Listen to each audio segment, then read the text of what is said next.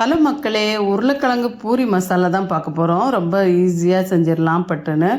இதுக்கு உருளைக்கிழங்கு குக்கரில் போட்டுக்கோங்க. அது முழுகிற அளவுக்கு தண்ணி வச்சுக்கோங்க.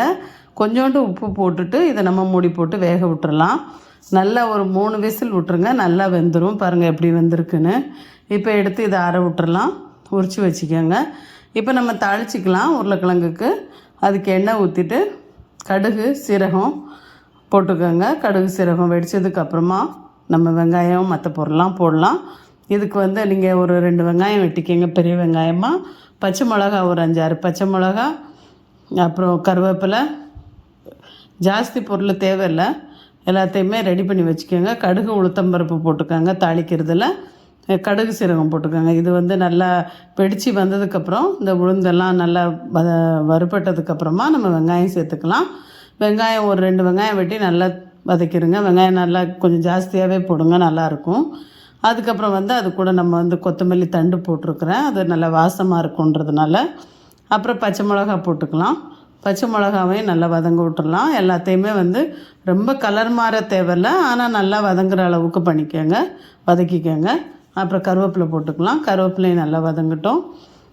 எல்லாம் நல்லா வதங்கி வந்ததுக்கப்புறமா நம்ம அது கூட மஞ்சத்தூள் போட்டுக்கலாம். லைட்டாக இஞ்சி க்ரஷ் பண்ணி போட்டுக்கோங்க, நல்லாயிருக்கும். இஞ்சி பூண்டு க்ரஷ் பண்ணி போட்டாலும் நல்லாயிருக்கும். நான் போடலை, அந்த வாசம் எங்களுக்கு அவ்வளோ பிடிக்காதுன்றதுனால. அப்புறம் மஞ்சத்தூள் போட்டுக்கோங்க. இது எண்ணெயிலே தான் போடணும் மஞ்சத்தூள், அப்போ தான் உருளைக்கிழங்குல கலர் வரும். இப்போ உருளைக்கிழங்கை நீங்கள் மசித்து போட்டாலும் சரி, இல்லை இதில் போட்டுட்டு நம்ம மசித்து விட்டாலும் சரி, அது நம்ம இஷ்டம்தான். அதை போட்டுட்டு நல்லா ஒரு மத்தாலேயோ இல்லைன்னா நம்ம உருளைக்கிழங்கு மேஷ் பண்ணுறதாலேயோ மேஷ் பண்ணி விட்டிங்கன்னா ஈஸியாக இப்படி சாஃப்டாக மேஷ் பண்ணிடலாம். சூப்பராக மசிஞ்சு வந்துடும். எல்லாத்தையும் நல்லா மிக்ஸ் பண்ணி விட்டுறலாம்.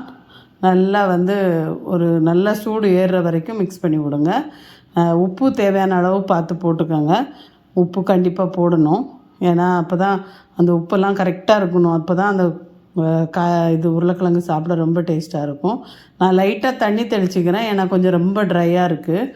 தெளிக்க தான் செய்யணும், ஊற்றக்கூடாது. ஊற்றுனா டேஸ்ட் மாறிடும். அது உருளைக்கிழங்கு மசாலா வேறு மாதிரி மாறிடும். இது ட்ரை மசாலா. இப்படி தான் நாங்கள் மும்பையில் பூரி கூட சாப்பிடுவோம். அதை தான் நான் பண்ணிகிட்ருக்கிறேன். நீங்கள் ரொம்ப தண்ணி ஊற்றுறீங்க அப்படின்னா இங்கே தமிழ்நாடு சைடு கிடைக்கிற மாதிரி ஆகிடும். அது வேறு டேஸ்ட்டு, இது வேறு டேஸ்ட்டு. இது ரொம்ப நல்லாயிருக்கும். கண்டிப்பாக ட்ரை பண்ணுங்கள். நல்லா சூடாகி வந்ததுக்கப்புறம் நல்லா கொத்தமல்லி நிறைய போடுங்க. ஒரு கை நிறைய போட்டு நல்லா லேசாக கிண்டி விட்டுட்டு இறக்கி பூரி கூட சாப்பிட்டிங்கன்னா அவ்வளோ சூப்பராக இருக்கும். கண்டிப்பாக செஞ்சு பாருங்கள். Thank you so much.